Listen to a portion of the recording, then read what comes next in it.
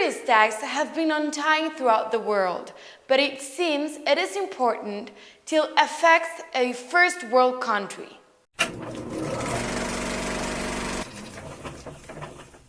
Another massacre, the biggest shoot attack registered in the history of the United States, caused by Islamic states of Iraq and Syria, unleashes a worldwide anger, and so I ask myself and everyone around the globe.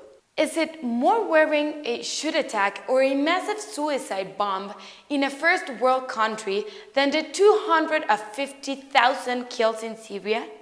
No matter if they were LGBT community, Christians, or women without their cape. So, is it about nationalities? It saddens us until it happens to first world countries. For example, quoting Amnesty International, a real bomb attack on Biden, Aleppo, on February 5 killed at least 24 civilians and injured 80. An airstrike on the Sahat al-Ghanem market in Douma on August 16 on 2015 killed around 100 civilians and wounded 100.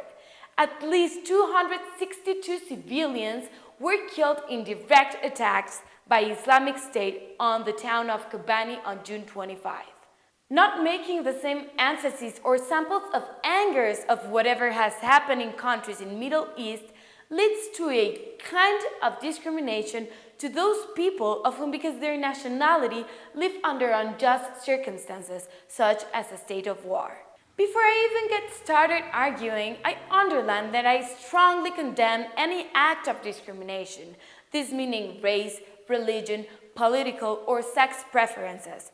Nevertheless, I highlight that ISIS conflict, it is too, or maybe more, I dare to say, condemnable in Middle East territories. Let me explain myself. Limitless mass media communication, high rates of poverty, low rates of legal foreign trades, therefore limited globalization and recognition of countries, and a constant state of war has led to many citizens of Occidental countries, such as Mexico, to live under a cosmovision and a naturalized thought that those 4.5 million of Syrian refugees who live under 70 cents per day is part of the problems Middle East have, and somehow are part of the cost of whatever internal war is happening there. Without even noticing that initially the civil war, thus the creation of extremist groups such as ISIS, is a global conflict generated mainly between Russia,